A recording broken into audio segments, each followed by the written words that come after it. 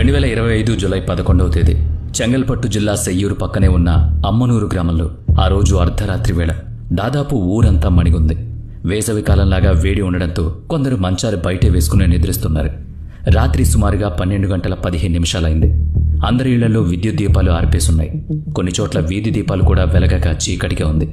అలాంటి చీకటిలో ఉన్న ఓ ఇంటి ముందు నిద్రిస్తున్న వ్యక్తిని మెల్లగా వచ్చి సమీపించిన మరో వ్యక్తి పేరు పెట్టి పిలిచి నిద్రలేపే ప్రయత్నం చేస్తున్నాడు. ఆ నిద్రిస్తున్న వ్యక్తి మేల్కొనలేదు. అందుకని అతను మరింత దగ్గరకొచ్చి అతన్ని తట్టి లేపాడు. అంత గాఢ నిద్రలో ఉన్న తనను నిద్రలేపిందెవరా అని చూసి, అవ్వా, ఇంత అర్ధరాత్రి ఏం కొంప మునిగిందని వచ్చి నిద్రలేపుతున్నావు అని కొంచెం నిద్రమత్తు, కొంచెం విసుగు కలిసిన స్వరంతో అడిగాడతను. ఆ వచ్చిన మనిషి ఏదో చెప్పాడు. ఆ నిద్రలో లేచిన మనిషికి దెబ్బకు మత్తు వదిలిపోయింది. నిద్ర ఎగిరిపోవడంతోనే, నిజమా, పద అయితే ఇప్పుడే వెళదాం అంటూ పక్క మించి లేచాడు. లుంగి బిగగట్టి బైక్ తాళం చెవి తెచ్చి బండి తీశాడు. ఇద్దరూ కలిసి ఆ బండి మీద సెయ్యూరు వైపు హాయిగా కబుర్లు చెప్పుకుంటూ బయలుదేరి వెళ్లారు. అదేంటి, ఏదో జరగబోతున్నట్టు ఉత్కంఠగా అతన్ని నిద్రలేపినట్టు మొదలుపెట్టి ఇప్పుడేమో సంతోషంగా కబుర్లాడుకుంటూ వెళుతున్నారని చెప్తున్నారేంటా అనుకుంటున్నారా? తెల్లవారిన తర్వాత ఊరంతా వణికిపోయే సంఘటన జరిగింది. ఆ సంతోషం ఆవిరైపోయింది. ఆ ఇద్దరికీ ఏమైనా అయ్యిందా, లేక ఒకరు మరొకరిని ఏమైనా చేశారా? ఎందుకు, ఏంటి, ఎలా అన్నదే ఈ జరిగిన మన కథ. వాళ్ళిద్దరిలో ఒకరు హత్య చేయబడ్డారు. హంతకుడు ఎవరు, ఎందుకు హత్య చేశాడు, ఎలా చేశాడనే విషయాల్ని పోలీసులు కనిపెట్టారనుకోండి. హత్య చేసిన కారణమే అందర్నీ ఆశ్చర్యానికి గురిచేసింది. చివరకు పోలీసులు కూడా నివ్వెరపోయారంటే నమ్మండి. హత్యకు కారణం నిజమేనా? చూద్దాం పదండి. అమ్మనూరు ఊళ్ళో ధర్మన్, తన అన్న అన్నామలై ఇద్దరూ ఎవరి కుటుంబాలతో వాళ్ళు సంతోషంగా జీవిస్తున్నారు. అన్నదమ్ములిద్దరూ ఆప్యాయంగానే ఉంటారు. ధర్మన్ కొడుకు సుభాష్కి 27 ఏళ్లు, అన్నామలై కొడుకు సురేందర్కి 32 ఏళ్లు. ఆ అన్నా తమ్ముళ్లాగే వాళ్ళ పిల్లలు కూడా సొంత అన్నాదమ్ముల మాదిరే కలిసి మెలిసి ఉంటారు. ఇద్దరూ కూడా ఒకే కార్యాలయంలో ఒప్పంద కార్మికులుగా పనిచేస్తున్నారు, అంటే కాంట్రాక్ట్ పద్ధతిలో. ఇంతవరకు బాగానే ఉంది. ఇంతకీ చనిపోయింది ఎవరు, హత్య చేయబడింది ఎవరు అనే కదా ప్రశ్న.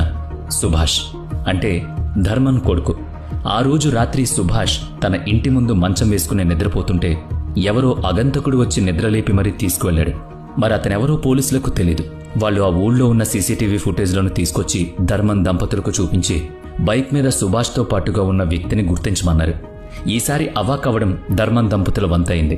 బైక్ మీద సుభాష్తో పాటుగా సురేందర్ ఉన్నాడు. మరి సురేందర్ ఎవరో తెలుసు కదా, ధర్మన్ అన్నయ్య అన్నామలై కొడుకు. సుభాష్కి పెద్దనాన్న కొడుకు అంటే సుభాష్కి పెద్దనాన్న కొడుకు అంటే అన్నయ్య అవుతాడు. మరి ఇద్దరూ కూడా సొంత అన్నదమ్ముల మాదిరి హాయిగా ఉంటున్నారు కనుకే ఇంత అర్ధరాత్రి వచ్చి నిద్ర లేపిన సుభాష్ వెంటనే అన్నతో కలిసి బయలుదేరి వెళ్లాడు. పోలీసులు సురేందర్ని అరెస్ట్ చేసి విచారిస్తుంటే అతను పెద్దగా బెట్టు చేయకుండానే తానే తన తమ్ముడు సుభాష్ని చంపినట్లు అంగీకరించాడు.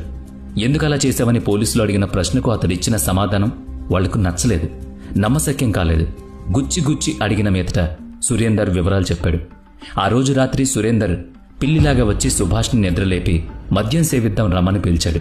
బండి మీద వెళ్ళొద్దాం, బండి తీయమన్నాడు. బండిని సుభాషే నడిపాడు.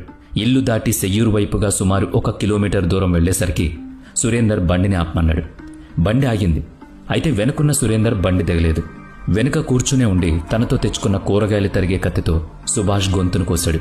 చేతిలో బండుంది. తాను దిగాలంటే వెనుకొన్న వ్యక్తి దిగాలి, లేదా తాను బలవంతంగా తోసేయాలి.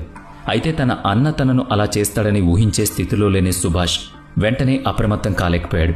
గొంతు తెగి రక్తం కారడంతో అరవడం కూడా సాధ్యం కాక అలాగే కుప్పకూలిపోయాడు. ప్రతిఘటించే అవకాశం లేదు. చెయ్యో కాలు అయితే వేరు, గింజుకోవచ్చు, కొంచెం తిరగబడొచ్చు. శ్వాస తీసుకునే గొంతు వద్ద నరం, చర్మం కోసుకుపోతే ముందు ఊపిరి కోసం తపన పడాలి కదా. క్రింద పడిన సుభాష్ స్పృహ కోల్పోయాడు. అతను స్పృహ కోల్పోతూ ఉండగా చూసిన చివరి దృశ్యం తన అన్నయ్య సురేందర్ సంతోషంతో గంతులేస్తున్నాడు, నవ్వుతున్నాడు. అదేంటో గ్రహించే స్థితిలో మాత్రం లేడు సుభాష్. ఎందుకంటే కింద పడిన తన మీద మళ్లీ కత్తి పుచ్చుకుని వచ్చాడు సురేందర్. మళ్లీ గొంతు వద్దనే కోశాడు. సుభాష్ చనిపోయాడని నిర్ధారించుకున్నాక అతను చొక్కాను చించి చిన్న మొక్క తీసుకున్నాడు. చనిపోయిన సుభాష్ను అలాగే వదిలేసి సురేందర్ ఇంటికెళ్లి స్నానం చేసి బిర్యానీ తిని మరీ నిద్రపోయాడు. అంటే సురేందర్ చాలా ప్రశాంతంగా ఉన్నాడనమాట. సుభాష్ మృత శరీరాన్ని అటాప్సీకి పంపిన పోలీసులు ఆ తర్వాత పోలీస్ కుక్కలను తీసుకొచ్చి ఘటనా స్థలం వద్ద విడిచిపెట్టారు. అది అక్కడికి 1 కిలోమీటర్ దూరంలో ఉన్న ఒక ప్రదేశానికి వెళ్లడంతో అక్కడంతా వెతికి చూశారు. వారికి అక్కడ సుభాష్ రక్తంతో తడిచిన కత్తి దొరికింది. దాంతోపాటుగా సుభాష్ చొక్కా నుంచి చింపిన గుడ్డముక్క కూడా దొరికింది. ఇక అక్కడే ఉన్న ఒక పెద్ద రాయికి నిండా పసుపు పూసి ఉండడం పోలీసులు గమనించారు. అంటే పసుపు పూసి దేవుడిగా భావిస్తున్న రాతికి సుభాష్ని బలి ఇచ్చినట్టుగా అర్థం చేసుకున్నారు పోలీసులు. అది నరబలి.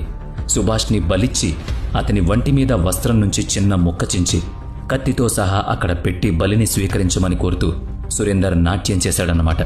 సురేందర్ తాను చేసిన దారుణాన్ని చెప్తూ ఒళ్ళు గగురు పొడిచే విషయం కూడా చెప్పాడు. బలి సమర్పణతో పాటుగా తను సుభాష్ రక్తాన్ని కూడా తాగి అప్పుడు ఇంటికొచ్చి స్నానం చేసి బిర్యానీ తిని నిద్రపోయాడట. మరి పోలీసులు, ఊరి జనం, సుభాష్ తల్లిదండ్రులు నివ్వెరపోవడంలో ఆశ్చర్యం లేదు కదా. అయితే తాను అలా ఎందుకు చేశానో తనకే తెలియదని సురేందర్ చెప్పడాన్ని పోలీసులు అంగీకరించలేదు. అందుకే లోతుగా ప్రశ్నించారు. వాళ్ళు గుచ్చి గుచ్చి అడగడంతో నోరు విప్పాడతను. దైవమైన పెరియాండవర్ తన కలలోకొచ్చి తనకు బలిమ్మని కోరాడని, అందుకే సుభాష్ను ఆయన వద్దకు పంపించానని సురేందర్ చెప్పాడు. తమిళనాడు చెంగల్పట్టు జిల్లా తిరుక్కులకుండ్రం దగ్గరలోని తిరునిలై గ్రామంలో వెలిసిన పెరియాండవర్ దైవ స్వరూపాన్ని శివుని అవతారంగా భావించి కొలుస్తారు. ఆయన కోరిక మీదటే తను సుభాష్ను నరబలిచ్చాడన్నాడు సురేందర్. అయితే అతని మాట చేష్టలు భిన్నంగా ఉన్నాయి. వాళ్ళు సురేందర్ తల్లిదండ్రుల్ని కలిసి విచారించారు. నెల క్రితం వరకు కూడా సురేందర్ బాగానే ఉన్నాడని, తమ ఇరు కుటుంబాలు సంతోషంగానే ఉన్నామని, అయితే నెల రోజులుగా మాత్రం తమ కొడుకు ప్రవర్తన విచిత్రంగా కనిపిస్తూ వచ్చిందని వాళ్ళు చెప్పారు. సురేందర్ ఏదో అస్థిమితంగా కనిపించేవాడని, అర్ధరాత్రి వేళ అకస్మాత్తుగా నిద్రలేచేవాడని, లేచినవాడు లేచినట్లుగానే అంత రాత్రి వేళలో స్నానం చేసేవాడని చెప్పేవారు. ఆ నడిరాత్రి వేళ అసలు ఎంతో కాలంగా తిండి ముఖమే ఎరగని వాడిలాగా అప్పటికప్పుడు కంచం నిండా అన్నం పెట్టుకుని కవ్వు కవ్వున తినేవాడట. తమకు భయం వేసిందని అందుకని కొడుకుని తీసుకుని గుళ్లకి, మసీదులకి, దర్గాలకు, చర్చిలకు వెళ్లి పూజలు చేయించామన్నారు. ఆ తర్వాత ఏదో బాగానే ఉన్నట్టు కనిపించాడని, కానీ ఇప్పుడు ఉన్నట్టుండి వరుసకు తమ్ముడు, ఆత్మీయుడు అయిన సుభాష్ని పొట్టన పెట్టుకుంటాడని తమకు అర్థం కాలేదని వాపోయారు. తమ కొడుకు సురేందర్ ఒంటి మీదకు చాలా తరచుగా దేవుడు వచ్చేవాడని, దేవుడు పూనిన సురేందర్ని సుభాషే వచ్చి శాంతింపజేసేవాడని ఆ తల్లిదండ్రులు పోలీసులకు చెప్పారు. అయితే సురేందర్ తన తమ్ముడు సుభాష్ను చంపడానికి వేరేదో కారణం ఉందని, అతని ప్రవర్తన అంతా నాటకమని ఊళ్ళో గ్రామస్తులు అనుమానం వ్యక్తం చేశారు. పెద్ద పథకం పన్నాడనుకున్నారు. దేవుడి వంకన తప్పించుకునే ఎత్తు వేశాడన్నారు. వాళ్ళిద్దరూ ఒకే అమ్మాయిని ప్రేమించారని, అందుకోసమే ఈ దుర్ఘటన జరిగి ఉంటుందన్నది తమ అనుమానమని ఊరివాళ్లు పోలీసులతో చెప్పారు. పోలీసులు, గ్రామస్తులు, సుభాష్, సురేంద్ర తల్లిదండ్రులు వీళ్లందరూ వెల్లడించిన విషయాలన్నీ స్థానిక పత్రికా మాధ్యమాల ద్వారా అందరికీ తెలిసాయి. అయితే కేసు ఇంకా విచారణలో, పరిశోధనలో ఉండడంతో పోలీసుల నుంచి అధికారికంగా ఈ హత్యాకాండకు సంబంధించిన కార్యకలాపాలు, ప్రకటనలు బయటకు రాలేదు. అయితే నరబలి జరిగిందన్నది మాత్రం నిజం. అందులోనూ తమిళనాడులో ఇటువంటి సంఘటనలు జరగడం అత్యంత అరుదైన విషయంగా ప్రసార మాధ్యమాలు విశ్లేషించాయి. ఈ ఆధునిక ప్రపంచంలో ఇటువంటి మూఢనమ్మకాలతో కూడిన జనం ఉండడం విచారకరమని అభ్యుదయ ప్రజా సంఘాల వాళ్ళు అభిప్రాయపడ్డారు. వయసు మీరిన వాళ్లలో ఇటువంటి మూఢ విశ్వాసాలు ఉన్నాయంటే ఏదో ఆ కాలం వాళ్లు కదా, తమకు తెలిసిన ఆచారమే సరైందని నమ్మారనుకోవచ్చు. 3 పదుల వయసున్న యువతలోనూ ఇటువంటి అంధవిశ్వాసాలు ఉండడాన్ని ఎలా చూడాలి చెప్పండి? ఇది వట్టి మూర్ఖత్వం కదా. అసలు దేవుడు లేదా దేవత ఆవహించడం అన్న స్థితిని కూడా విజ్ఞాన శాస్త్రపరంగా విశ్లేషిస్తూ సదరు వ్యక్తుల మానసిక, నాడీ సంబంధమైన పరివర్తనల్లోని వ్యత్యాసంగా పరిగణిస్తున్నారు శాస్త్రవేత్తలు. తాము నమ్మిన దైవం పట్ల గాఢమైన భక్తి విశ్వాసాలు కలిగిన వ్యక్తులు ఒక విధమైన మైకంలోకి వెళతారని, ఆ స్థితిలో దైవమే తమలో ప్రవేశించి మాట్లాడుతుందని భావిస్తారట. అతని చుట్టూ ఉన్న సమాజం కూడా ఆ దైవం పట్ల ఉండే భక్తితో అతను చెప్పే మాటల్ని గౌరవిస్తూ భయంతోనూ భక్తితోనూ తలొగ్గి అంగీకారం తెలుపుతుంటారు. దైవం పూనిన వ్యక్తి పలానా పేరున్న తాను ఆ పలానా వాణ్ణి కానంటాడు, తానే దైవం అంటాడు. దైవవాణిగా భవిష్యత్తు గురించి చెప్తూ ఉంటాడు. ఇలా ప్రవర్తించే వారిలో స్త్రీలు, పురుషులు కూడా ఉంటారు. ముఖ్యంగా జాతరలు, గ్రామోత్సవాలు, పండుగలు జరిగే వేళల్లో ఇటువంటి సందర్భాలు ఎదురవుతూ ఉంటాయి. ఏ ఆలయం వద్ద ఇటువంటి వ్యక్తులుంటారో వాళ్లు తమను తాము ఆలయ దేవతలుగా భావిస్తూ ఉంటారు.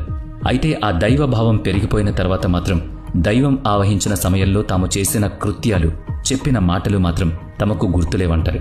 నిజంగా వారికి జ్ఞాపకం ఉండవు కూడా.